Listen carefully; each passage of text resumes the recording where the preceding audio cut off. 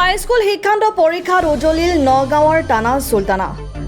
Nagaon town জাতীয় বিদ্যালয়ৰ ছাত্ৰী তথা চকিটো ভাজিপাৰাৰ নাছিৰ হুছেইনৰ সুসন্তান টানা চুলতানাই সদ্য ঘোষিত হাইস্কুল শিক্ষান্ত পৰীক্ষাত ৬টা বিষয়তে লেটাৰ নম্বৰসহ শিক্ষাৰ্থীৰে উত্তীৰ্ণ হৈ অঞ্চলটোলৈ গৌৰৱ কঢ়িয়াই আনিছে। টানাজৰ এই সাফল্যত পিতৃ মাতৃৰ লগতে অঞ্চলটোৰ ৰাইজ উৎফুল্লিত হৈ পৰিছে। ভৱিষ্যতে এগৰাকী সুনাগৰিক হোৱাৰ লগতে বাণিজ্যিক বিভাগত পঢ়া শুনা কৰাৰ মন টানাজ চুলতানাৰ।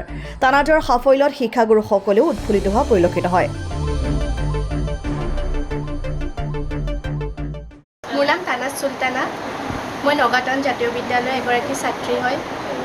মই ডিষ্টিংশ্যন গৈছোঁ SSLC এক্সামত। ৬টাতে লেটাৰ লৈছোঁ। মোৰ পাৰ্চেণ্টেজ 87.3। তুমি পঢ়া শুনা কেনেকৈ কৰিছিলা? মই কৰিছিলোঁ 15 ঘণ্টা 16 ঘণ্টা পঢ়িছিলোঁ আৰু টোপনি ক্ষতি হৈছিল অলপ, বাট অলপ কষ্ট কৰিছিলোঁ, ফল পাইছোঁ। ভাল লাগিছে আজি অনুভৱটো। আগলৈ কি হ'বা তুমি?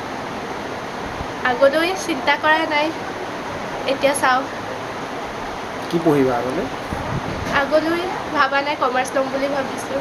মই মোৰ ছোৱালী টানাজ চুলতানৰ মাক হয়। তাই বহুত কষ্ট কৰিছে, কষ্টৰ ফল আমি পাইছোঁ। আমি যি আশা কৰিছোঁ তাই আশা পূৰণ কৰিছে।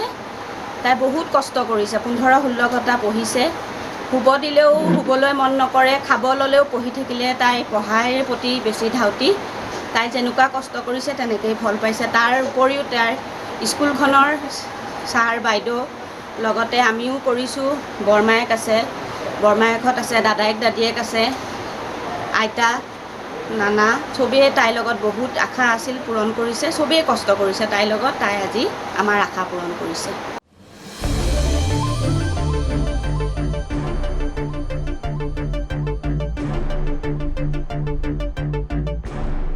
Bureau report, Democratic Assam.